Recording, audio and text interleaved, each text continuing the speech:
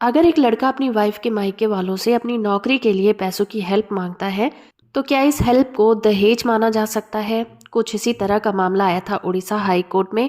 Case का title है भानुचरण प्रधान versus state of Orissa, और इस केस की सुनवाई जस्टिस संगम कुमार साहू की सिंगल बेंच कर रही थी।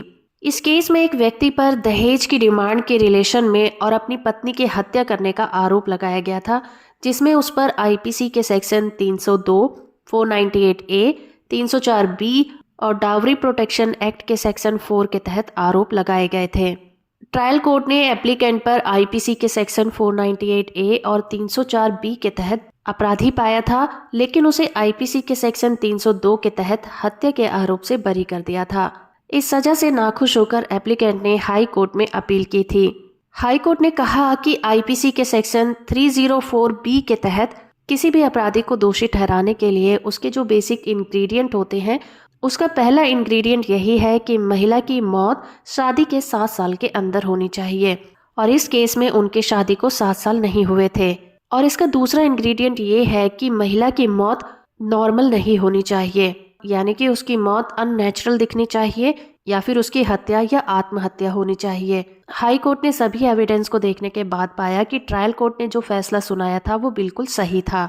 इस केस में महिला की मौत अननेचुरल तरीके से हुई थी।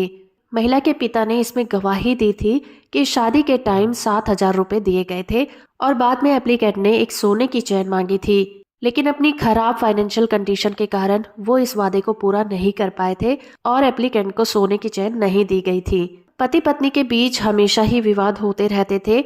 एविडेंस के तौर पर महिला के पिता ने पंचायत को लिखे हुए पत्रों का भी सबूत दिया, जिससे ये पता चलता था कि उस महिला को काफी परेशान किया जाता था। पत्रों से ये भी पता चला कि एप्लीकेंट अपनी नौकरी के लिए 15,000 रुपए की डिमांड कर रहा था और उसे चुकाने का आश्वासन भी दे रहा था। कोर्ट ने इस केस में इन लेटर्स को बहुत ज्यादा इंपॉर्टेंस दी और ये कहा कि इंसान झूठ बोल सकता है, लेकिन कंडीशंस झूठ नहीं बोलती।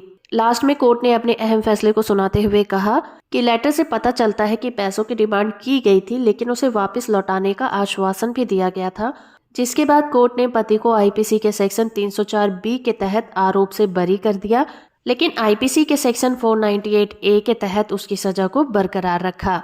जजमेंट की पीडीएफ कॉपी का लिंक आपको नीचे डिस्क्रिप्शन में मिल जाएगा। वीडियो इन्फॉर्मेटिव है तो आप इसे लाइक, शेयर और चैनल को सब्सक्राइब करना बिल्कुल मत भूलिएगा।